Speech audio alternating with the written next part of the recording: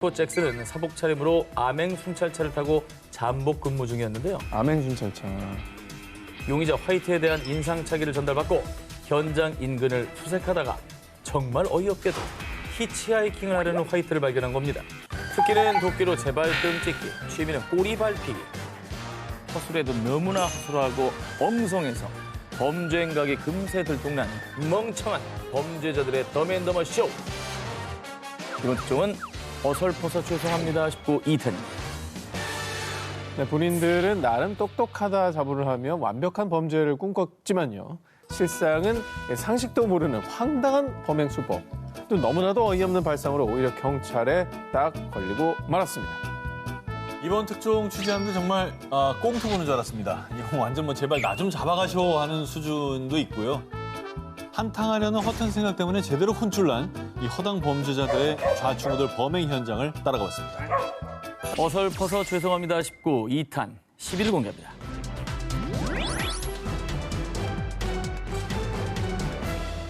(2015년 3월) 남아공 요하네스버그 한 병원 앞 길거리에 총을 든 두 강도가 나니 피해자들에게서 휴대폰과 노트북 등을 훔친 뒤 순식간에 달아나는 사건이 발생했습니다.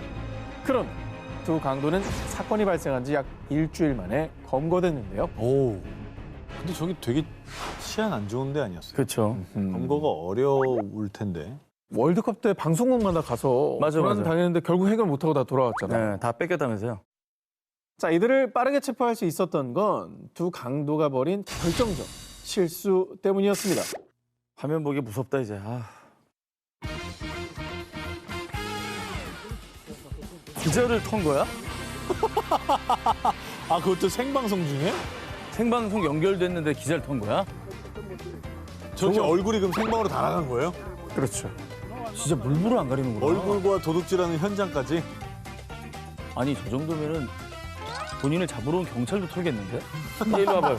돈 와줘. 아니 저 정도면은 뭐가 무서워? 저 정도 담력이면 오. 가능한 거죠. 당시 남아공 국영방송국의 은복호 기자는요. 치료차 남아공에 방문한 잠비아 대통령 관련 리포팅을 위해 대기 중이었습니다. 그런데 생방송 몇 초 전 주변을 어슬렁거리던 2인조 강도가 나니 무슨 근자감이 분분했는지 이들은 얼굴을 드러낸 채 총으로 협박을 하며 은복호 기자와 카메라맨에게서 휴대폰과 돈을 빼앗았고요. 심지어 방송 중계용 노트북까지 훔쳐 달아났습니다. 그리고 당연히 이들의 범행은 전국의 생방송으로 중계되며 박제. 덕분에 범인들의 얼굴을 본 많은 시민들의 제보로 손쉽게 검거될 수 있었던 겁니다. 아니, 너무 당당하다. 눈에 뵈는 게 없나 보네. 아무 생각이 없었던 것 같습니다. 와, 이거는 뭐 진짜 온 나라에 그냥 내가 강도다라고 광고를 그치. 했네요. 사건의 목격자를 찾는 생방송 하지 않습니까? 그쵸. K본부 유명하죠. 음. 저분들은 그냥 범죄와 동시에 공개 수배가 된 겁니다. 그러니까 재현 배우가 아니잖아요. 예. 당시 황당한 사건을 직접 목격한 은복호 기자는요. 그들은 카메라를 신경 쓰지도 않았습니다. 라며 황당한 반응을 보였고요. 한편 사상 초유 스스로 범행을 중개한 이들은요. 각각 강도 혐의로 15년형을 선고받으며 죗값을 치렀다고 합니다. 2017년 아르헨티나 산미겔 데투쿠만의 한 작은 마트. 사람들이 너도 나도 할 것 없이 마트에서 물건을 훔쳐나오는 바람에 일대가 순식간에 아수라장이 됐습니다. 폭동이에요? 한두 명이 아닌데? 폭동이잖아. 폭동 일어나면 막 가게에 막 급습하고 그러잖아요. 아, 그런데 이 난장판에 한 남성이 나니 사람들 틈에서 유유히 온수기를 들고 나와 오토바이에 싣더니 다시 마트에 들어가 난로를 훔쳐나왔습니다. 그런데 당시 이 모습을 촬영하던 한 사람이 그의 앞을 막아세웠는데요. 아, 이봐요. 지금 뭐 하는 겁니까? 아 이거 참 다들 그 약탈 중이구만 왜 나한테만 그래? 당신 뭔데? 비켜 나 약탈하게. 아니, 뭐 혹시 뭐 지나가던 사람이 촬영하다가 야, 이건 너무한다 싶어가지고 말린 거예요? 자, 그의 앞을 가로막았던 건 시민도 기자도 아니라 아, 지금 영화 촬영 중인 거 안 보여요? 이 사람 큰일 날 사람이네. 약탈하는 연기라고 있었던 거야. 딴 사람들이. 사실 오토바이 날치기라는 영화의 마트 약탈 장면을 촬영 중이었던 겁니다. 근데 이 아이고야. 영화는 우리가 봐야겠다. 얼마나 리얼하게 찍었으면 그렇죠. 얼마나 리얼했으면 약탈을 하겠냐고. 작품성이 대단했던 게 그렇지. 보통 엑스트라도 혼을 담아 연기 안 했으면 착각 안 합니다. 그럼 이 사람은 진짜 지금 폭동이 난 걸로 생각하거든요. 그렇지. 그리고 이를 어리둥절하게 지켜보던 영화 스태프들이 사태를 파악 경찰에 신고했습니다. 저게 영화 촬영인 줄 몰랐는데 폭동이 일어난 것 같으면 신고해야지. 그럼 모범 시민상 받았지. 같이 껴들어서 저러면 어떡해요. 같이 털고 있으면 어떡해. 카메라에 본인의 범행이 고스란히 찍힌 줄도 몰랐던 이 남성은요. 아, 진짜 몰랐다니까요. 아, 다 돌려드릴 테니까 한 번만 봐줘요, 제발. 이렇게 사태를 파악하고 용서를 구했지만 결국 경찰에 체포됐습니다. 자신들의 흑역사를 박제한 어리석은 도둑들. 부끄러움을 잊지 말라는 뜻으로 여기고요. 앞으로의 삶에 올바른 발자취만 남기시길 바랍니다. 어설퍼서 죄송합니다 19 2탄 8위 공개합니다.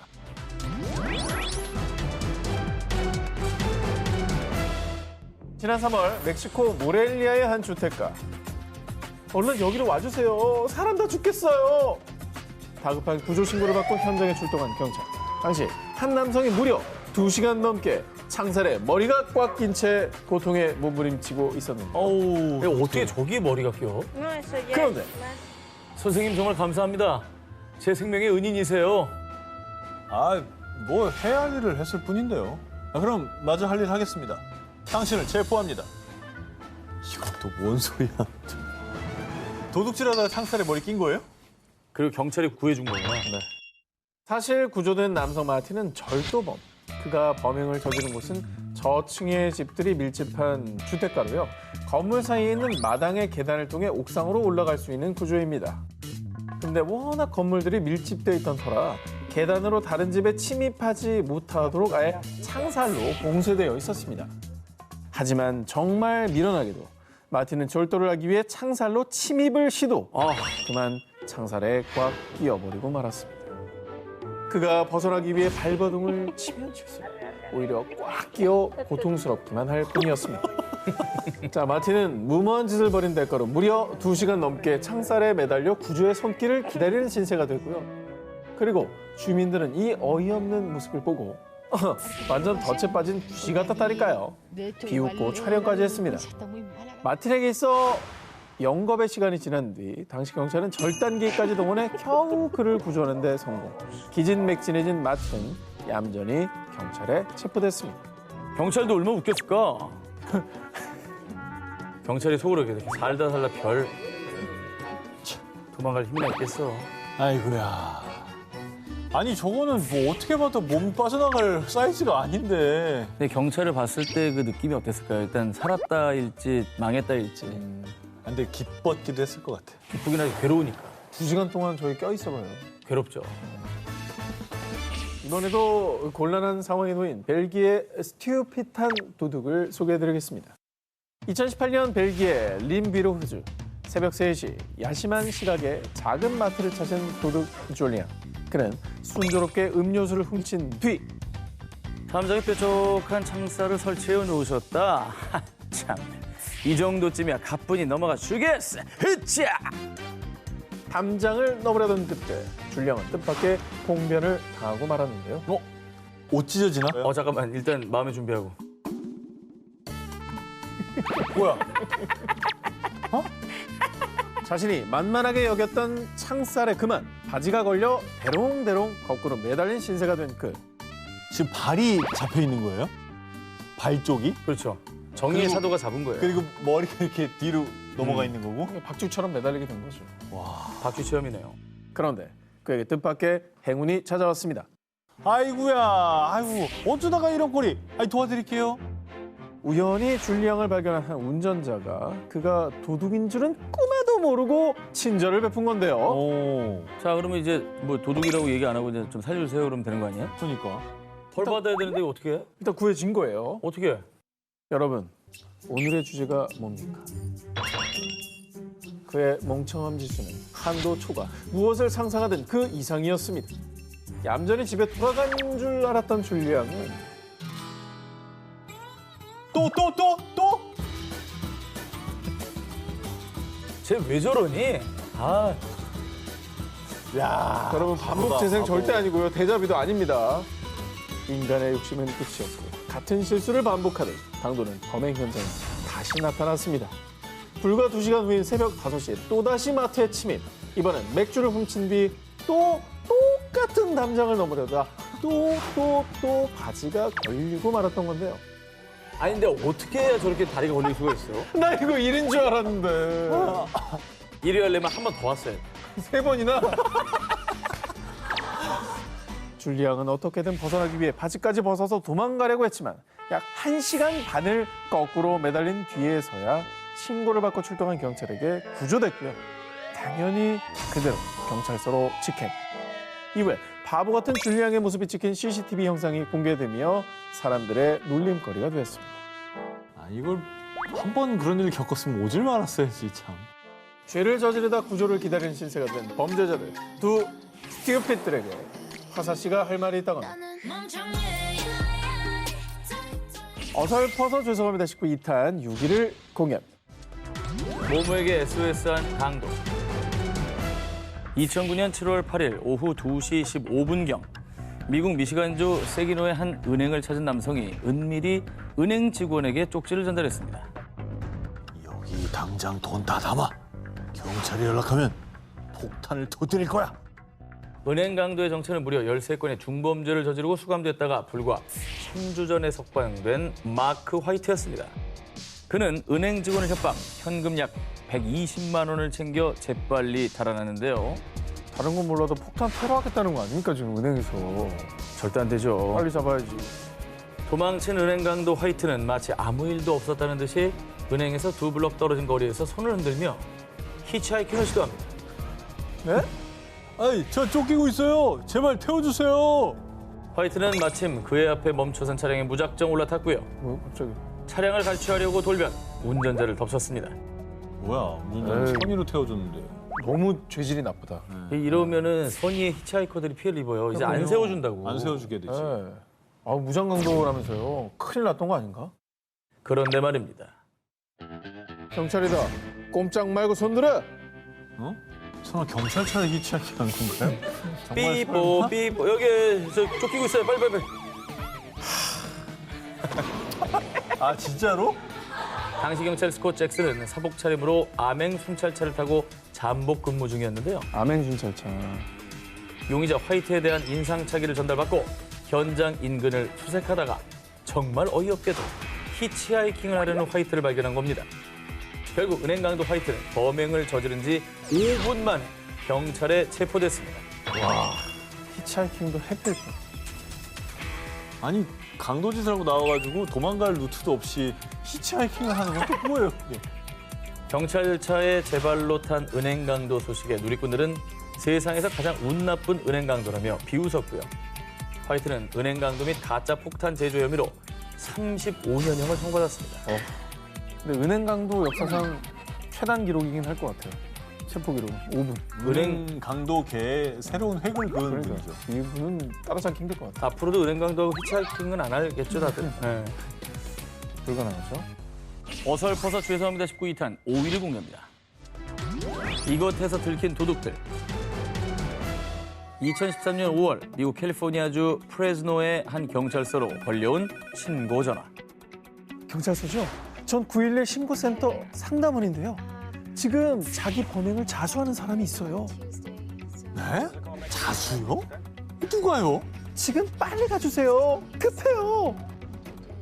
그러니까 어떤 범죄자가 자수를 했는데 경찰서가 아니라 911로 대신 걸려온 거를 요거를 전달해 주는 건가요, 지금? 어허. 근데 왜 급하다고 그랬지? 뭔가 어허. 상황이 발생한 거긴 한 거 같아요. 그렇죠. 그게 좀 이상하죠. 네. 대체 이게 어떻게 된 일이냐? 자수한 범인들의 정체는 바로 20세 청년 나탄 테클 마리암과 카슨 라인하트. 그들은 길거리를 지나던 중 우연히 길가에 주차된 자동차 안에 처방전 없이 구입할 수 없는 마약 성분이 든 약이 있는 것을 발견했는데요. 그리고 이 약을 훔치기 위해 머리를 맞대고 범행을 모의한 두 사람. 그런데 말입니다. 911 센터입니다. 무엇을 도와드릴까요? 나 대마초 갚이고 싶은데 정부를 깨려면 방치가 필요할 거야. 그러니까 네가 방치 좀 가져와. 여보세요? 여보세요? 거기 들리시나요? 나탄 테클 마리암과 카슨 라인하트가 한창 범행 수법을 상의하던 중 하필 바지 주머니에 넣어둔 휴대폰의 긴급 구조 버튼이 잘못 눌려서 그만 911 신고센터에 연결된 겁니다.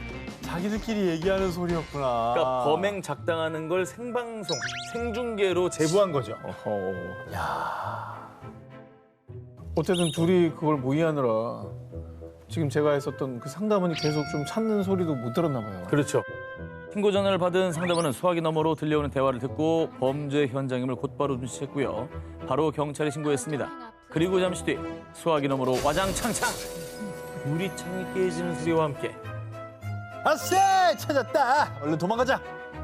도둑들이 야구름쳐 달아나는 소리가 들렸습니다. 하지만 911 신고센터 상담원이 계속 수화기 너머로 도둑들의 대화를 엿들으며 경찰이 그들의 위치를 파악할 수 있게 도움을 줬고요. 결국 셀프 신고한 도둑들은 경찰에 체포됐습니다. 저 둘 중에 누가 눌렀을까? 저는 약간 오른쪽 봅니다.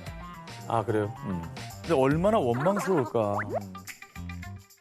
아이고, 정말 가지가지한다. 그러니까 올해도 안 끊어지고 켜져 있었네. 아, 배터리 충전 잘해놨네. 그러네. 아, 근데 기지를 잘 발휘하신 것 같아요. 보통 안 들리거나 대답이 없으면 이거 그냥 장난 전화하고 끊을 수도 있는데 안 끊었죠. 이거 캐치하신 거예요. 자, 이 처음에 도둑들은 혐의를 부인했는데요. 하지만 자신들이 어쩌다 체포됐는지 자초지종을 알게 되자 이 바보가 진짜 911에 전화했다고요? 이런 젠장! 스스로 생각하기에도 어이가 없었는지 황당한 분노를 감추지 못했다고 합니다. 누굴 원망하겠어. 본인이 신고한 건데 근데 자업자득이죠 뭐. 너무 잘 된 일이긴 한데 진짜 그 친구는 진짜 욕도 안 나오지. 야, 자, 전 세계에 계시는 도둑 여러분, 셀프 신고는 늘 환영입니다. 어설퍼서 죄송합니다 19 2탄 4위 공개합니다. 빈집 털다 모모모한 사연. 2011년 9월 중국 장수성 타이창시 한 아파트의 현관문이 열린 틈을 타서 도둑 허 씨가 침입했습니다. 허 씨는 집주인 몰래 재빨리 방으로 들어가 벽장에 몸을 숨겼고요. 집주인이 집을 비우기만을 기다렸습니다. 그리고 정말 운이 좋았던 건지 바로 다음 날 집주인이 가족들과 다 같이 휴가를 떠나며 빈 집에 혼자 남게 된 허 씨. 아이고. 허 씨 입장에선 나이스 타이밍이죠. 아, 운이 좋았네. 도둑이 이거 운이 너무 좋았네요, 이거는. 야, 이건 뭐 너무 편하게 도둑질하겠는데. 자, 그런데 말입니다. 좋은 눈썰미 덕에 찾아온 그의 운은 여기까지가 끝인가 보오. 딱 거기까지였나 봅니다. 결국 허 씨는 경찰에 체포됐습니다. 뭘까요? 휴가 갔다면서요. 갑자기 뭐 차를 깨서 들어왔는데 이렇게 만났나? 자, 대체 어떻게 된 일이냐? 도둑 허 씨는 숨어있던 벽장에서 나와 본격적으로 빈집을 털려고 했는데 자, 슬슬 시작을 해볼까? 뭐야?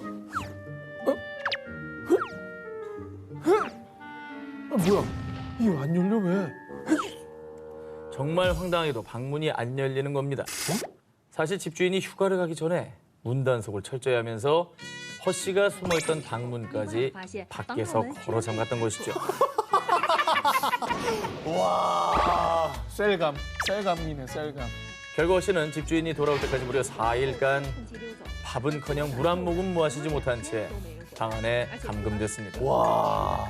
아니 그러면 애초에 도둑질을 하면 안 되지만 네. 창문으로 뭐 나가는 방법, 뭐 휴대폰으로 구조 요청을 보내서 자수를 하면서 좀 빠져나가게 해주든가. 어쨌든 뭐 살아서 나올 방법을 찾았어야지. 야, 진짜 웃긴데. 자, 사실 허 씨도 탈출 방법을 고민했지만 이 집이 6층입니다. 6층이라 함부로 뛰어내릴 수도 없고요. 하필 휴대폰도 방전됐습니다. 누군가에게 도움을 요청할 수가 없는 상황이었죠. 어쩔 수 없이 4일 내내 꼼짝없이 방 안에 갇혀 있었다고 합니다. 아, 나중에는 얘네 왜 이렇게 휴가 오래 가? 막 이러고 엉망했겠는데? 집주인 보고 싶어. 아, 그리고 빨리 와주세요. 해외는 아니겠지? 아니 4일간 휴가 간다는 걸 알고 간 것도 아니니까 언제 올지도 모르는 거지, 모르는 거지. 기약이 없는 거야, 기약이. 그게 더 공포스러운 거예요. 그렇죠. 나중에 집주인이 문 열리는 소리 했을 때 되게 반가웠겠다. 떼떼띠리리 할 때 감사합니다. 그때쯤에는 배도 고파가지고 아마 환각 상태여서 이 소리가 실제 나는 소리인지 상상 속의 소리인지 막 구분도 안 됐을걸요? 사람 4일 굶기면. 그럼 물도 못 마셨다잖아. 집주인이 집에 와보니 집에 도둑인 들긴 했는데 이 도둑의 모습이 굶어 죽기 직전에 피골이 상접한 상태였고 그 모습이 어찌나 불쌍했던지 집주인은 가장 먼저 신고를 한 게 아니라 허 씨에게 국수를 끓여줬다고 합니다. 그리고 뒤늦게 신고를 받고 출동한 경찰에게 체포된 허 씨는요. 제 인생에서 이렇게까지 배고픈 적은 없었어요. 주인님 사랑합니다. 국수가 인생 국수예요. 라며 그간의 심경을 털어놨고요. 병원으로 이송돼 응급치료를 받은 것으로 전해졌습니다. 근데 이제 진짜 인품이 좋으시네요. 주인님께서. 그죠? 국수도 끓여주시고. 얼마나 불쌍해 보였으면 국수를 끓여줬을까. 그리고 오늘의 교훈은 그 휴가 왔을 때도 문단속 철저. 그렇지. 못 지키자. 아, 방문을 잠가야 되겠네. 오늘의 교훈입니다. 어설퍼서 죄송합니다 싶고 2탄 3위를 공개합니다. 현실판 새 얼간이 도둑? 2018년 11월 미국 텍사스주 3명의 남성이 은밀하게 회동을 가졌는데요. 그 식당에 CCTV 있던데 이거 어떻게 하지? 아, 진짜. 야, 내가 누구야? 우리 팀 브레인 아니야. CCTV에 안 잡히는 방법을 아니까 나만 믿고 따라와. 이들의 정체는 3인조 도둑. 늦은 밤 CCTV를 피해 식당을 털 계획을 세운 건데요. 그리고 그들 나름대로 정체를 숨기기 위해 CCTV를 피할 수 있는 기상천외한 방법을 생각해냈으니 더 눈에 띄는데? 쟤네 약간 퍼포먼스 하는 거 아니죠? 퍼포먼스인데 이거? 아니 사람도 없는데 왜 굳이 귀여워? 야, 봐봐. 흰 옷을 입으면 옷에서 빛이 나요. 그럼 CCTV에 찍혀도 우리 정체를 몰라. 알았어? 우와, 너 진짜 똑똑하다. 우린 너만 믿고 갈게. I believe you. 그렇습니다. 3인조 도둑은 방호복처럼 새하얀 옷을 입고 식당 바닥을 포복 자세로 천천히 기어가다가 대구르르 구르고 아주 첩보 영화의 주인공이 된 듯 쇼를 했고요. 450달러, 약 50만 원을 훔쳐 달아났는데요. 하나만 알고 둘은 모르는 게 흰색이 빛을 반사하는 건 맞지만 저렇게 어두운 곳에서 흰색을 입는다. 그럼 내가 여기 있다고 광고하는 꼴이 그렇죠. 네. 아, 도와주긴 싫지만 차라리 검은색을 입었었던 거야. 그게 낫지. 네. 다음 날 CCTV에 선명하게 찍힌 3인조 도둑들을 발견한 식당 직원들은 아니 도둑들이 기어다니는 게 마치 지렁이 같았어요. 라며 한참 웃었다는데요. 게다가 정말 어이없게도 도둑들은 본인들의 아이디어를 너무나 맹신한 나머지 오히려 그들을 체포할 수 있는 결정적 단서를 제공하고 말았습니다. 뭐야? 얼굴 너무 잘 보여. 이거 뭐야? 또 얼굴 잘 보이라고 자기가 조명도 해줬네. 그러니까 대놓고 얼굴 보여주네. 도둑들은 뭐 나름 완벽한 계획이라고 생각했을 텐데 CCTV에 본인 모습이 저렇게 보도가 되고 조사 결과 나왔잖아요. 어떤 심정이었을까요? 자, 경찰에 체포된 도둑들은요. 이렇게 쉽게 발각될 줄 몰랐어요. CCTV에 포착된 거 보고 너무 놀랐어요. 근데 팀 내 브레인이 그 정도면 그 팀은 정말 처참하다 봐야죠. 처참하다 봐야 돼. 뭘 해도 똑바로 못했을 거예요. 왜냐면 저 말을 했을 때 에이 이런 사람이 한 명도 없었다는 거는 팀 내 엘리트였던 거예요. 그렇지. 네. 다들 우와 너 똑똑하다고 나왔으니까. 역시 넌 달라. 도둑 편드는 건 아니지만 이게 교육이 이래서 중요한 겁니다. 사람 야. 기본 상식이 좀 있어야 돼요. 무식한 사람이 신념을 가지면 무섭다고. 이걸 그냥 믿어버렸네. 어설퍼서 죄송합니다. 19 2탄 1위 후보 해달을 공개해 주시기 바랍니다.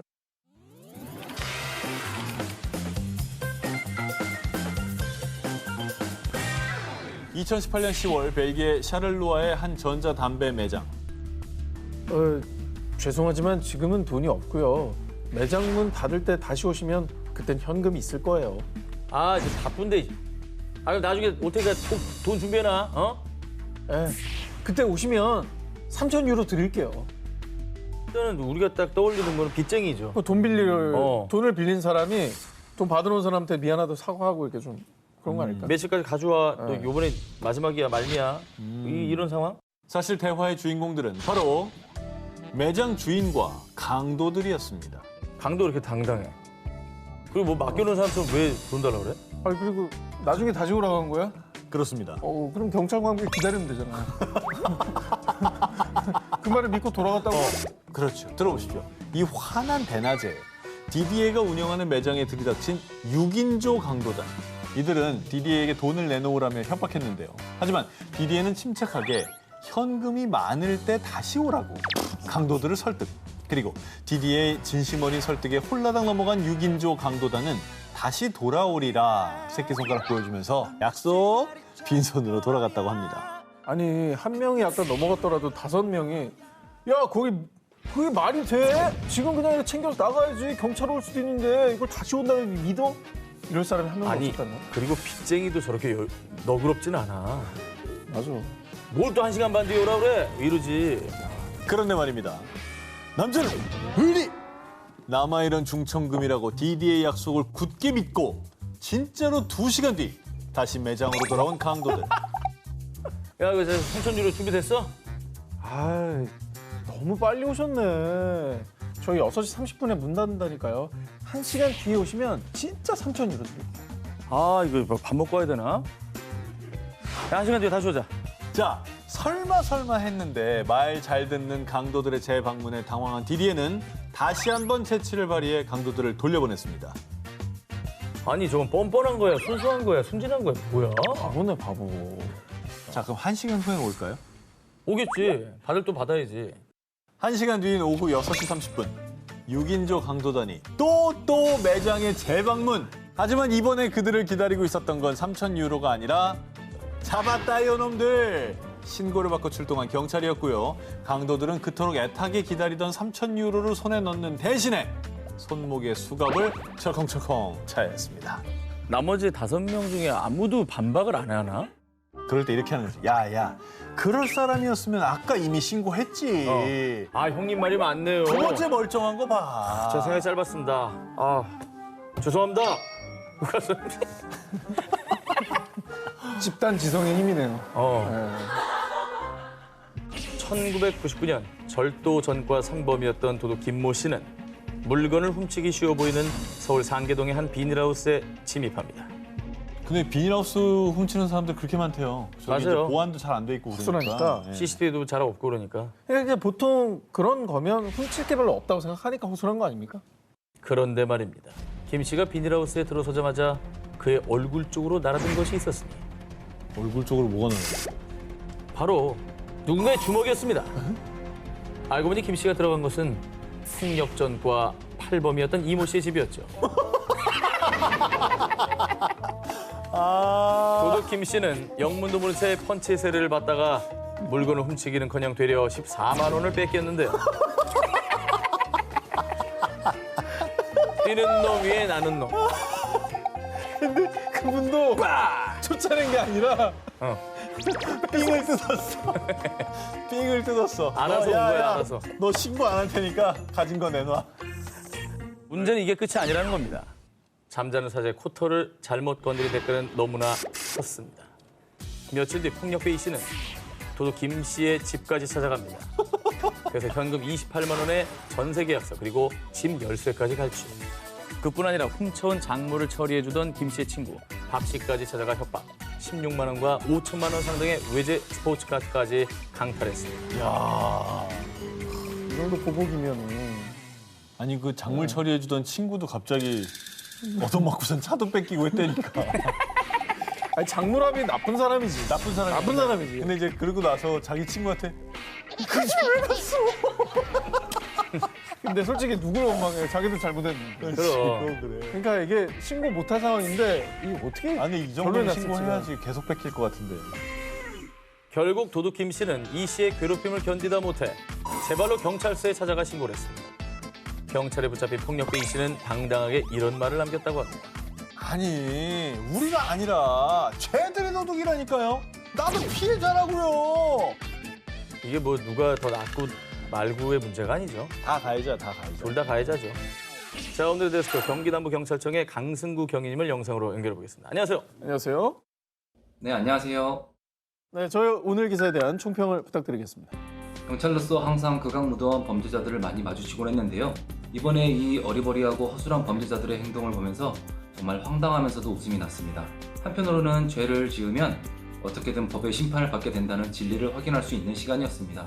그러니 범죄자 여러분, 지금이라도 늦지 않았습니다. 법을 준수하며 모범시민으로 살아가도록 합시다. 자, 그렇다면 가장 헛웃음을 준 오늘의 빅재미를 준 1위 기사는 과연 무엇일지 발표해 주기 바랍니다. 1위는 믿는 도끼에 발등 찍힌 강도들입니다. 우선 강도들과 싸우려 하지 않고 침착하게 대응하면서 강도들을 돌려보낸 가게 주인의 기질을 칭찬하고 싶고요. 또 이걸 순수하다고 해야 할지 바보 같다고 해야 할지 정말 황당하게도 가게 주인의 말을 곧이곧대로 듣고 행동한 도둑들 덕분에 더 큰 범죄 사건으로 번지지 않아 다행이라는 생각이 들어 1위로 선정하게 되었습니다. 자, 오늘 프렌데스카 항승구 경위님 고맙습니다. 고맙습니다. 특종을 위해서 저희가 드레스 코드를 맞춰서 입어봤습니다. 추리 특급 범인은 누구 19 10위를 공개합니다. 어느 날 부부가 사라졌다. 이번에 추리해볼 사건은 한 부부의 미스터리한 실종 사건입니다. 1994년 캐나다 밴쿠버. 재혼한 뒤 함께 여행을 다니며 금슬을 자랑했던 닉 마시와 리사 마시 부부. 그리고 8월 10일 이 부부는 이날 저녁 한 식당에서 신혼 미상의 투자자와 식사 약속이 있었는데요. 그런데 부부는 물론 투자자도 식당의 모습을 드러내지 않았고요. 뭐야? 부부는 어째서인지 약속한 식당이 아닌 다른 식당에서 목격되었습니다. 이거 이상한데요? 약속이 취소됐나? 아니면 장소 바꾼 거 아니에요?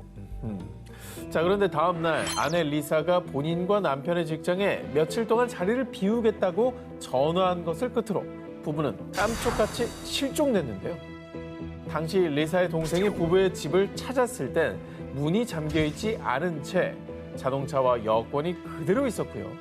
도둑이나 외부 침입 흔적은 없었지만 집에서 납치의 흔적으로 볼 수 있는 케이블 타이가 발견됐습니다. 어머, 손 묶었네. 그러니까 저거는 범인이 납치를 하면서 네. 저 여자 리사를 협박한 거죠. 어. 양쪽에 전화해서 휴가 간다고 해라. 그렇게 볼 수 있는 거죠. 근데 투자자랑 또 뭐지? 그거 관련 있는 건가? 자, 이상한 것은요. 그런데 아직까지도 투자자의 정체는 밝혀지지 않았다는 겁니다. 그런데 말입니다. 더욱더 이상한 건 실종 전에 부부가 했었던 행동입니다. 남편 닉은 마치 자신의 운명을 예감이라도 한 듯 해외에 살고 있는 딸에게 전화를 한 뒤 내 생일에 전화를 걸 수 없을 것 같구나. 라는 의미심장한 말을 남기거나 실종 전 지인의 장례식에 참석해 마치 정신이 나간 사람처럼 불안해하며 마을에 돌아가지 않겠다고 했던 건데요. 이를 두고 사람들은 부부가 모종의 이유로 누군가에게 협박을 당하고 있었으며 그래. 범죄에 휘말려 범인에게 납치됐거나 살해당했다고 추측하기도 했습니다. 투자자가 말이 투자자지 지속적으로 협박을 했나 보다. 뭔가 좀 이상하긴 하네요, 진짜. 그거 약간 예감을 하고 있었던 게 아닐까. 그러니까. 자, 그런데 또 다른 사람들이 주목한 부부 실종 사건에 유력한 범인이 있었습니다. 두 사람은 스스로 사라진 겁니다. 일각에서는 당시 부부가 약 7만 달러, 한화 5천만 원가량의 빚이 있었던 점을 의심했습니다.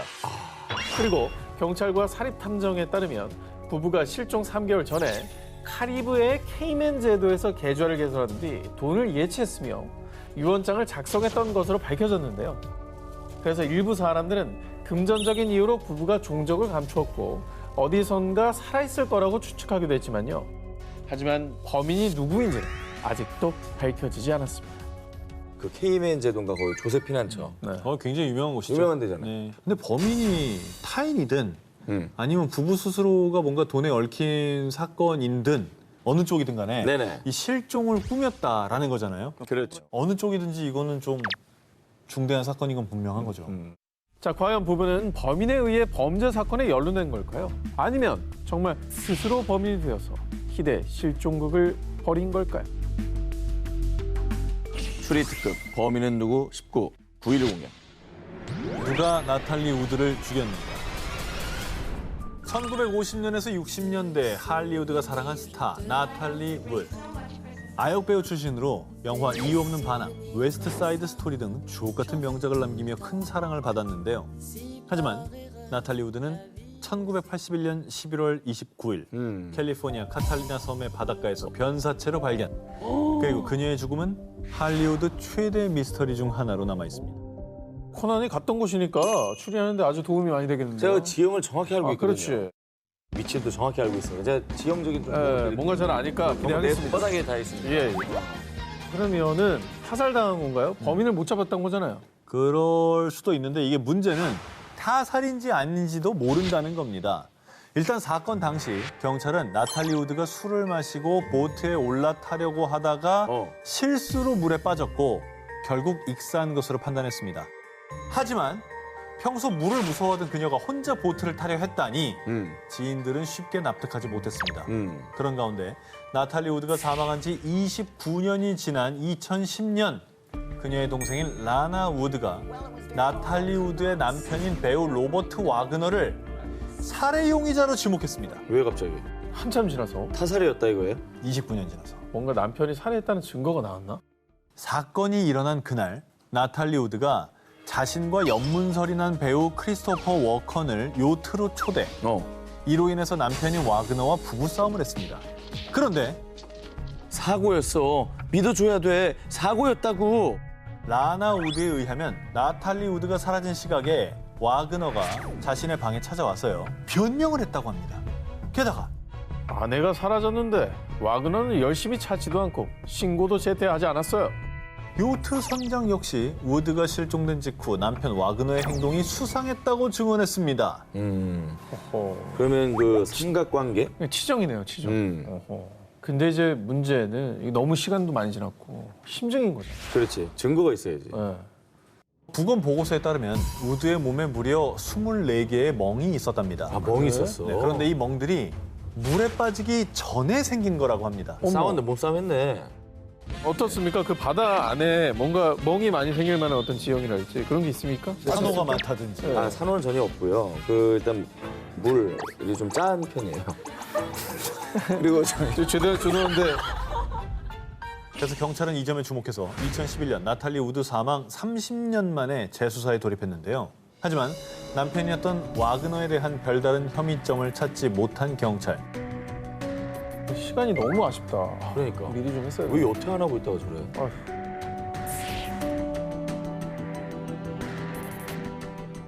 추리특급 범인은 누구 19 8위 공개합니다. 의욕만 남긴 채 돌아온 모모. 이탈리아 북부 피아첸차에 위치한 리치 오디 미술관. 2019년 12월 덩굴을 제거하던 한 정원사가 외벽에서 작은 문을 발견했고요. 그 문 뒤에 정체 모를 검은 쓰레기 봉투가 들어 있었습니다. 쓰레기 봉투 속에서 발견된 한 점의 그림. 감식 결과 해당 작품은 오스트리아의 국민화가 구스타프 클림트의 작품이자 감쪽같이 사라졌던 여인의 초상이었습니다. 어우 다행이다. 어우 다행이다. 찾았죠. 자 클림트면은 키스라는 그림으로 키스. 너무나 유명한 네. 거죠. 1997년 2월 22일 리치오디 미술관에 전시돼 있던 클림트의 작품 여인의 초상이 하루아침에 사라지며 당시 미술계가 발칵 뒤집어졌는데요. 어떤 증거도 흔적도 없이 사라졌던 작품이 그것도 작품이 전시돼 있었던 미술관에서 무려 23년 만에 발견된 거죠. 등잔 밑이 어두웠네. 아니 범인이 가져갔으면 가져간 거지 그걸 왜 걷다 놔? 아니면 너무 이제 경비가 삼엄하니까 일단 거기에 놔둔 다음에 나중에 찾아가려고 했는데 이제 범인한테도 뭔 일이 생겼나 봐. 사망했나? 대체 그림을 훔치고 다시 그림을 갖다 놓은 범인이 누구냐? 여인의 초상이 발견된 직후 피아체차 한 지역의 신문사에 편지 한 통이 도착합니다. 여인의 조상을 훔친 건 바로 저희입니다. 이탈리아 한 갱단 소속으로 추정되는 두 남성의 자백 편지였는데요. 편지 내용에 따르면 그들은 여인의 초상을 훔친 뒤 줄곧 모처에서 작품을 보관해 오다가 피아첸차에 대한 일종의 선물로 다시 그림을 되돌려 준 거라고 주장했습니다. 자, 그러나 당시 두 남성 중 한 명은 다른 절도 사건으로 재판을 받고 있던 상황으로 여인의 초상 분한 사건을 자백함으로써 형량을 줄이려는 게 아니냐 이런 의혹이 제기됐습니다. 자, 그리고 일각에서 또 다른 용의자로 지목된 한 사람이 있었으니 바로 여인의 초상 도난 당시 리치 오디 미술관 관장이었던 스테파노 푸가차. 지난해 2월 2009년 사망한 푸가차 전 관장 대신 그의 아내인 로셀라 티아다나를 조사 중이라는 소식이 전해진 겁니다. 갑자기요? 관장이 작품을 뭐하러 도나네요. 푸가차 전 관장이 유력 용의자로 떠오른 이유. 2016년 12월 영국 공영방송이 공개한 푸가차 관장의 일기 내용 때문이었습니다. 클림트 그림을 도난당했다가 쇼가 시작되기 전에 다시 나타나도록 하면 어떨까 하는 아이디어가 떠오른다. 그러나 이후 실제 도난 사건이 발생하자 그 여인은 영원히 사라졌고 그런 어리석고 유치한 생각을 했던 나 자신이 원망스럽다라고 적혀 있었다고 합니다. 아니 그리고 이제 흥행을 위해서라고 한다면 바로 나타나야죠. 그러니까 23년 뒤에 뚝 나타났다는 건 시차가 너무 말이 안 되고. 길죠. 그러니까 23년이라는 것 자체가 화제를 일으키기 위해서 벌어진 일은 아닌 거죠. 그렇지. 일기야말로 다음에 또 쓸 수 있는 거니까. 하긴 또 일기라는 뭐, 것도 좋은 기록이니까. 뭐 후회스럽다, 원망스럽다 하는 것도. 나중에.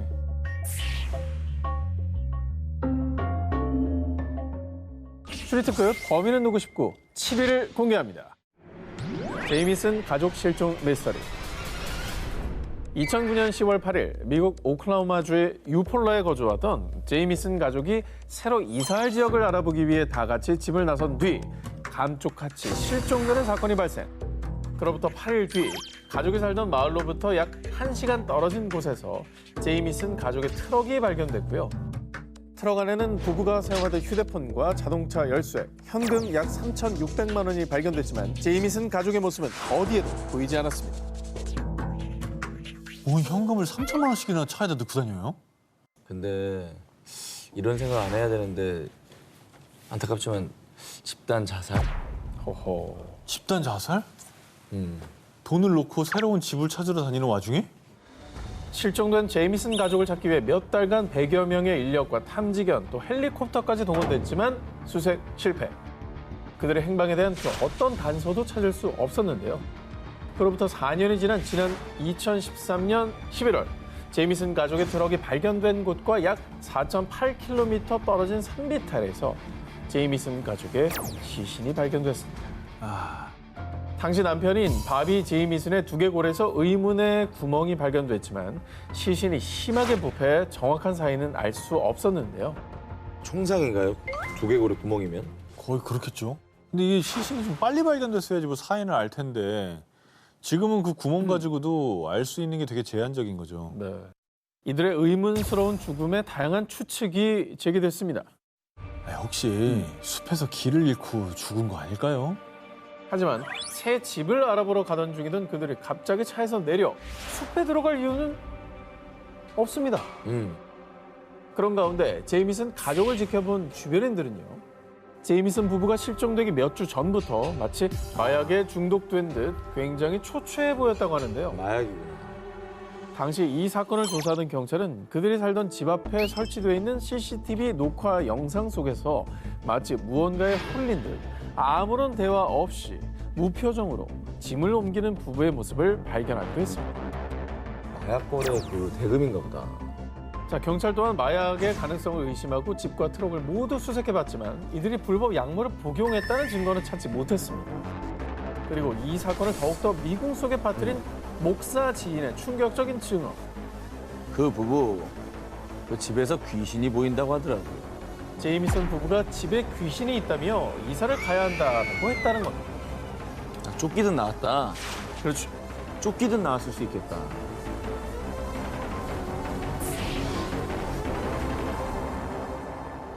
추리특급 범인은 누구 19 6일 공개입니다.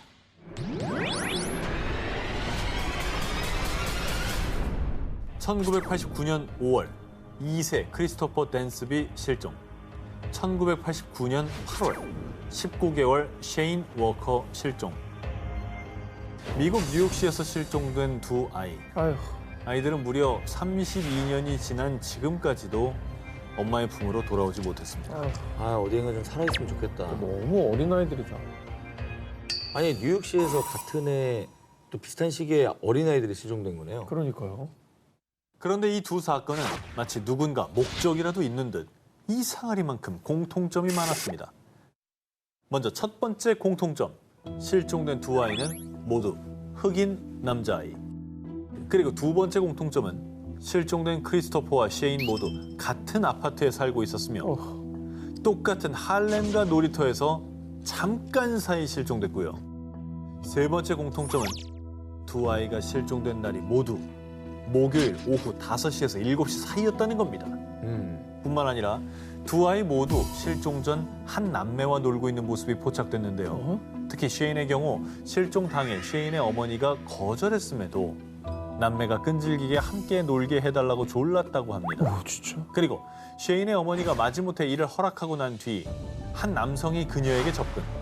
그녀가 남성 쪽을 쳐다보려 고개를 돌린 그 잠깐 사이에 쉐인은 감쪽같이 실종됐습니다. 유괴네, 유괴. 의도적인 유괴네. 어. 그 남자가 수상하네, 지금 완벽하게. 그 남매를 미끼로 이렇게 한눈 팔게 하는 거네. 당시 경찰도 남매와 의문의 남성을 수상하게 여겼고요.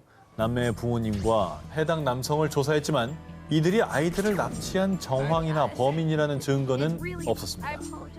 그리고 경찰의 수사에도 당시 체포된 사람이나 유력한 용의자도 없었을 뿐더러 돈을 요구하는 사람도 전혀 없었습니다.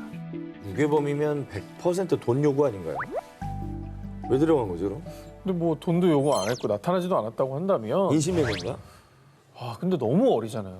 저 아이들을 사실은. 아니 뭐 입양 뭐 이런 데다가. 너무 끔찍한데? 경찰은 흔적도 없이 사라진 아이들 실종 사건의 범인을 두고 인신매매 조직의 소행일 수도, 연쇄 살인마의 범죄일 수도 있습니다. 범죄자들의 소행일 가능성뿐 아니라 아이를 원하지만 여건이 안 되는 사람들 혹은 입양할 자격이 없는 사람들이 아이를 데려갔을 가능성 등 다양한 가능성을 제기했지만요. 두 아이 실종 사건이 동일범의 소행인지 도대체 누가 아이들을 데려간 건지 30여 년이 지난 지금까지도 범인의 정체를 밝혀내지 못하고 있습니다.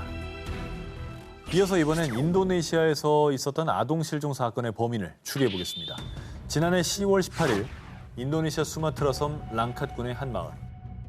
7살 동갑내기였던 니잠 요기 알비자는 평소처럼 밖에서 함께 놀기 위해 집을 나섰습니다. 그런데 애가 점심 먹으러 올 때가 됐는데 왜 안 오지? 평소 아이들은 집에서 점심을 먹고 다시 나가 놀곤 했는데요. 하지만 이날 함께 놀던 아이들 중 이 3명의 아이들은 안타깝게도 지금까지도 집에 돌아오지 못하고 있습니다. 휴, 참. 이 세 아이들한테 무슨 일이 있었던 걸까요? 실종된 3명의 아이들은 한 야자 농장에 있는 굴착기 옆에서 놀던 모습이 목격된 것을 마지막으로 그야말로 흔적도 없이 실종. 당시 경찰과 자원봉사자들을 포함해서 약 500명이 수색에 투입됐고요. 정글로 뒤덮인 마을 주변에서 사고를 당했을 가능성, 그리고 마지막으로 목격된 농장 인근 호수에서 익사했을 가능성을 두고 마을과 농장, 호수를 샅샅이 수색했지만 아이들의 흔적은 찾을 수 없었습니다. 그리고 당시 경찰은 아이들이 누군가에게 납치당했을 가능성까지 염두에 두고 조사를 벌였지만요. 범죄 정황도 금전을 요구한 이도 누군가 아이들에게 접근한 것을 본 목격자도 없었습니다. 그런데 아이들이 실종된 지 약 5개월 후인 지난 3월 한 주민이 실종된 아이들을 봤다고 주장. 주민에 따르면 실종된 아이가 자신을 불렀으며 자신이 다가간 순간 아이들이 감쪽같이 사라졌다고 주장했는데요. 뭐야? 하지만 정말 안타까운 사실은 아이들이 정말 누군가에게 납치된 것인지 그날 무슨 일이 있었는지 그리고 아이들이 살아있는지조차 알 길이 없다는 겁니다. 납치를 당했으면은 다른 지역으로 갔을 거기 때문에 저 근처에서는 발견될 리가 없고 사고를 안 당했으면 좋겠다는 그러니까 좀 마음밖에 잘 없어요. 살아있길 바래요, 진짜. 그러니까. 얼마 안 된 일인데. 그러니까. 좀 이 아이들이 지금이라도 빨리 집으로 좀 돌아왔으면 좋겠습니다. 추리특급 범인은 누구 19 4위 공개합니다. 풀리지 않는 모모의 미스터리. 2006년 5월 24일 미국 메릴랜드주 볼티모어에 사는 여성 앨리슨에게 걸려온 한 통의 전화. 레이 리베라 씨를 찾았습니다. 8일 전 실종된 그녀의 남편이자 프리랜서 비디오 작가 레이 리베라가 사망한 채 발견됐다는 소식이었습니다. 실종이 됐다가 죽어서 발견된 거예요? 그렇습니다. 5월 16일 레이는 한 통의 전화를 받고 집을 나섰는데요. 이후 그가 돌아오지 않자 가족들은 경찰에 실종 신고를 했고요. 그의 고등학교 동창이자 함께 일하던 포터 스탠스 베리는 현상금 $1,000를 내걸며 친구 레이의 귀환을 애타게 기다렸습니다. 그래도 친구가 찾고 싶었나 봐요, 정말. 현상금도 이렇게 걸고 노력을 많이 했네요. 그리고 5월 24일 B 호텔과 주차장 사이에 있는 한 저층 건물 옥상에서 무언가 추락하면서 뚫린 듯한 수상한 구멍이 발견됐는데요. 오. 그리고 그 구멍 아래 건물에서 가족들이 그토록 애타게 찾던 레이가 처참한 모습으로 발견됐습니다. 아이고. 살아서 돌아왔어야 되는데 안타깝네요. 아니 근데 저 사진을 보고 정황을 들어보니까 좀 높은 곳에서 뛰어내려서 극단적인 선택을 하신 건가라는 의심이 들긴 하거든요. 볼티모어 경찰 측 역시 정황상 레이의 자살을 의심했습니다. 그런데 말입니다. B 호텔 고층 옥상에서 구멍이 난 건물까지의 거리는 무려 14m. 그래도 그러니까 그렇게 안 가겠지. 저 정도 거리면 레이가 호텔 옥상에서 있는 힘껏 달려서 뛰어내렸다 해도 구멍 위치에 도달하기 어려운 상황입니다. 물리적으로 말이 안 돼. 심지어 당시 레이의 담당 검시관 역시 사건 정황이 불확실하다며 해당 사건을 미결로 결론지었다고 합니다. 아니야 스스로 떨어졌든 누가 던졌든 둘 다 불가능해요. 둘 다 불가능하지. 아니 저 굴뚝 같은 데서 떨어져야만 저기 할 수 있는 거 아니에요. 근데 저기는 이제 사람이 올라갈 수 없는 곳이니까 어떻게 배제를 한 저길로 거고. 간 거고? 그리고 또 다른 의문점, 그의 휴대폰과 안경은 긁힌 자국 하나 없이 멀쩡한 상태로 발견됐고요. 정말 모든 것이 짜여진 각본처럼 이 B 호텔 옥상 CCTV까지 고장난 상태. 그러니까 레이가 B 호텔에서 추락했다는 증거, 목격자, 이런 모든 것들을 포함해서 그 어떤 증거도 발견되지 않았다. 갑자기 쿨한 모드입니까? 답은 나왔어요. 네. 죽여놓고 저기다 놓은 거고 추락사로 만들기 위해서 구멍을 낸 거예요. 저기서 뭘 던진 거지. 던진 저기까지 하죠. 저도 지금 방금 비슷한 소름 돋았어 약간. 그런 식으로 묻어가려고 하지 마세요. 아니 나 그렇게 아니, 생각했어. 저 건물에서 던진 거야, 무거운 걸. 그럼 구멍이 날 거 아닙니까? 그래, 거기다 갖다 놓은 거지. 갖다 놓은 거지. 그런데 레이의 시신이 발견된 후 그의 가족들이 지목한 유력한 용의자가 있었으니 그는 다름 아닌 포터 스탠스베리 현상금 걸었던 친구 아닙니까? 친구죠. 네. 가족들이 포터를 용의자로 의심한 이유. 아까 레이가 전화를 받고 집을 나갔다고 했지 않습니까? 네. 그와 마지막 통화를 한 번호가 포터가 운영하는 회사의 내선 번호였고요. 이놈의 자식. 레이 시신 발견 이후 직원들에게 레이와 관련해 함구 명령을 내렸고요. 경찰 조사와 각종 인터뷰에 적극적으로 참여하지 않은 것으로 전해졌습니다. 아니 근데 아니 이상하다. 좀 이상하다. 수사는 맞고 현상금은 걸고 좀 이상하잖아. 추리 특급 범인은 누구? 19 3위를 공개합니다.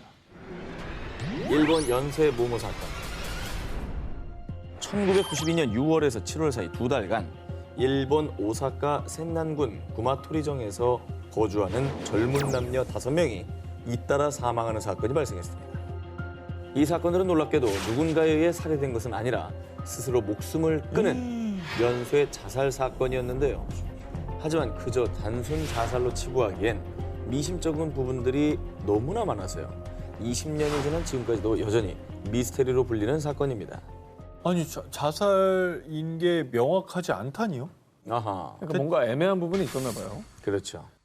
자, 지금부터 명탐정 문안과 함께 구마토리정 연쇄 자살 사건의 의혹들을 파헤쳐보겠습니다. 자, 먼저 첫 번째 의문점. 자살한 5명은 하나같이 유서를 남기지 않았다는 점입니다. 호호. 평소 A군과 친분이 있었던 B군은 먼저 자살한 A군의 장례식에서 친구들에게 꿋꿋이 살아가자라고 독려했다고 합니다. 하지만 그로부터 6일 뒤 B군은 집에 헛간에서 스스로 생을 마감. 그리고 이 양 역시 소속된 육상부에서 최고 신기록을 달성한 날에 사망. 이건 뭐야? 최고 신기록을 달성한 날에 자살한다는 거는 이해가 되지 않아요. 달성한 날엔 파티를 해야죠. 그렇죠. 두 번째 의문점. 자살 방식입니다. 사망한 5명 중에 4명은 목을 매달아 자살했는데요. 그중에 C군은 발견 당시 양손이 뒤로 묶인 상태였고 네? D군의 경우는 목을 매달 때 쓰인 셔츠가 달린 지점이 D군의 손에 닿지 않는 높은 위치였다고 합니다. 자살로 위장된 거 아닙니까? 이거? 아하. 그러게 이거는 위장일 가능성이 훨씬 크다고 느껴지네요. 의문점은 또 하나 있습니다. 이 양의 경우 자기 가슴을 흉기로 찔러 사망했는데요. 피투성이가 된 이 양이 죽기 전 다르다, 다르다 이런 의문의 다잉 메시지를 남겼다고 합니다. 뭐가 다르다는 거죠? 이렇게 만약에 추측을 한다면 자살을 하기로 돼 있었고 그걸 부력자가 있는 자살을 하려고 했는데 자기와 좀 다르게 뭔가 진행됐다는 게 당황돼서 다행 메시지를 그렇게 남긴 게 아닌가. 그리고 실제로 B군과 C군 그리고 이 양은 사망하기 전 정체를 알 수 없는 차가 자신들을 뒤쫓아왔다며 가족과 지인들에게 하소연했다고 합니다. 쫓았던 사람이 범인 아니야? 그러니까. 당시에도 여러 추측이 제기됐지만 타살이라는 증거가 발견되지 않았고요. 이 사건은 연관성을 알 수 없는 연쇄 자살 사건으로 남게 됐습니다. 추리특급 범인은 누구 싶고 1위 후보 헤드라인 공개해 주세요.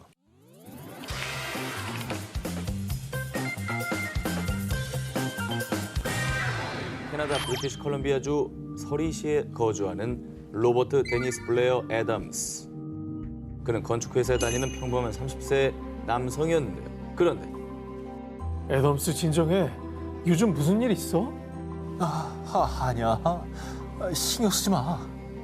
며칠 뒤인 7월 5일 애덤스는 약 700만 원의 현금과 귀금속을 들고 갑자기 미국 시애틀로 향했습니다. 하지만 거액의 현금을 소지한 데다가 과거 마약 투약 전과 때문에 마약 거래상으로 의심받은 애덤스는 미국 입국 금지 처리, 다시 집으로 돌아올 수밖에 없었습니다. 아니 뭐 아까 직장인이라고 그러지 않았어요? 회사는 어쩌고 갑자기. 네. 또 갑자기 이렇게 돈 들고 막 미국에 왜 간 거예요? 아 이거 그러면 마약 거래 전과가 있었다니까. 네네. 마약 조직한테 막 협박당하거나 막 그래서 도망가려고 그런 거 아니에요? 어허. 미국에 가지 못한 애덤스는 며칠 뒤 누군가가 나를 죽이려고 하고 있다고. 친구를 찾아가 자신을 제발 미국에 데려다 달라며 애원했는데요. 친구의 도움을 받지 못한 애덤스는 결국 1996년 7월 10일 홀로 차량을 렌트해 미국 국경을 넘었고요. 이후 그는 미국 테네시주 녹스빌에 위치한 한 모텔로 향했습니다. 멀리 두고 갔다. 그런데 말입니다. 애덤스는 체크인을 한 뒤에도 방에 들어가지 않고 불안한 모습으로 로비에서 서성거리다가 1시간 뒤 갑자기 모텔 밖으로 뛰쳐나왔습니다. 그리고 다음날 오전 7시 30분 애덤스는 모텔 인근의 한 주차장에서 싸늘한 시신으로 발견됐습니다. 아이고 정말 누군가한테 쫓기고 있었나 보네요. 더욱더 이상한 건 사건 현장의 모습이었습니다. 먼저 애덤스의 옷이 벗겨져 있었고요. 그의 이마에서 무기에 의해 공격을 당한 흔적이 발견. 그리고 조사 결과 결정적 차이는 복부에 가해진 강한 충격으로 인한 폐혈증 쇼크로 밝혀졌습니다. 복부에 있는 강한 충격이면 엄청난 주먹 같은 걸로 맞았다든지. 어쨌든 자살이 아닌 타살 아닙니까? 자, 그런데 정말 이상한 점은요. 애덤스의 시신 주변에 약 460만 원 상당의 독일, 캐나다, 미국 지폐들이 흩뿌려져 있었다는 점입니다. 그리고 수사관들은 애덤스의 손에서 살인범의 것으로 추정되는 머리카락 한 올을 발견. DNA 검사를 했지만 범인은 특정하지 못했고요. 결국 이 사건은 영구 미제 사건으로 남았습니다. 과연 애덤스는 무엇으로부터 도망을 친 걸까요? 대체 범인은 왜 그를 살해한 걸까요? 1977년 1월 4일 일본 도쿄에서 전해진 충격적인 소식. 16세 소년 사망한 채 발견. 공사장 인부 사인은 모모 속 독극물. 두 사람의 사인은 청산 중독이었습니다. 야, 그러면 이 청산가리가 든 무언가를 먹은 거예요, 두 사람 다? 즉사 아니에요, 즉사? 거의 즉사죠. 그죠? 저거는 오래 못 버텨요. 원한에 의한 건가요? 자, 경찰 조사에 따르면요. 16세 소년은 사망 전날인 1월 3일 시나가와역 인근 공중전화 부스에서 미개봉된 콜라를 발견하게 되는데요. 그런데 다음 날 새벽 1시경 콜라를 마시고 사망. 같은 날 오전 8시 15분경 공사장에서 거품을 물고 사망한 인부 옆에서도 이 콜라병이 발견됐습니다. 경찰 조사 결과 사망한 인부 역시 인근의 또 다른 공중전화 부스에서 문제 콜라를 주운 것으로 전해졌습니다. 자, 누가 의도적으로 이제 공중전화 부스에 청산을 탄 콜라를 둔 거는 팩트인 것 같은데 아니면 혹시 저 콜라 회사의 앙심을 품고 어떤 그 이미지를 추락시킬 의도로 그렇게 한 건 아니에요? 블랙 컨슈머. 네. 이후 일본 경찰은요. 공중전화 부스의 콜라를 절대 드시지 마시고 발견 즉시 경찰에 신고해 주시기 바랍니다. 시민들에게 이렇게 당부하며 대대적인 수사에 돌입했는데요. 그러나 용의자, 또 범행 동기 등에 대한 그 어떤 증거도 확보하지 못한 채 해당 사건은 불특정 다수를 향한 묻지마 범죄로 추정되며 한순간 일본을 공포로 몰아넣었습니다. 묻지마 범죄인 것 같은데요. 뭐 이렇게 분노, 앙심 이런 것도 없는 것 같고 그냥 얼마나 무서울까 동네 사람들. 다 망해라. 자, 그런데 사건 발생 약 한 달 뒤인 2월 오사카의 한 30대 회사원이 출근 도중 공중전화 부스에서 미개봉 콜라를 발견한 뒤 마셨고요. 결국 의식불명으로 병원에 이송됐는데요. 그러나 정말 천만다행히도 그는 목숨을 건질 수 있었습니다. 자, 그런데 말입니다. 운 좋게 목숨을 구한 이 남성이 병원에서 퇴원한 바로 다음 날 돌연 스스로 목숨을 끊은 채 발견된 겁니다. 어머 왜? 그리고 그의 가족들에 따르면 해당 남성이 청산 콜라 사건을 알고도 자신이 또 다른 피해자가 됐다는 것이 부끄럽고 면목 없다는 말을 했었다고 합니다. 그게 왜 자살할 이유예요? 자, 그런데 그가 콜라를 마시는 걸 봤다는 목격자도 없었고 또 청산 중독 증상이 없었다고 보도되며 논란이 되기도 했습니다. 이 사람이 범인 아니야? 설마. 갑자기 의심을 할 수 있는 정황이 있는 거죠. 그럴 수도 있겠네. 아 왜냐면 수사가 쪼여오잖아. 그러니까 나도 피해자인 척 하려다가 마시면 죽을 것 같으니까 이렇게 입으로 적시다가 이렇게 해놓고. 자, 그러나 그 역시 사건과 관련된 그 어떤 혐의점도 발견되지 않았고요. 일본의 청산 콜라 살인 사건은 1992년 1월 공소시효 만료로 영구 미제 사건으로 남고 말았습니다. 자, 오늘의 데스크 광주경찰청 강력범죄수사대 정희석 형사님을 영상으로 만나보겠습니다. 안녕하세요. 네, 안녕하세요. 네, 안녕하십니까? 네, 오늘 저희 기사에 대한 총평 전해 주십시오. 오늘은 전 세계 미제 사건들을 살펴보았는데요. 끝까지 포기하지 않는 형사들이 있는 한 미제 사건이란 영원히 해결되지 않은 사건이 아닌 아직 해결되지 않았을 뿐이며 범인은 언젠간 검거될 것이라는 사실을 형사로서 알려드리고 싶습니다. 자 그럼 오늘의 1위 기사 발표해 주시죠. 오늘의 1위는요. 일본 청산가리 콜라 테러 사건입니다. 아 진짜 역시 한수입니다, 제가. 뭘 똑바로 하는 게 없어요 이렇게. 네, 셜록이에요, 셜록.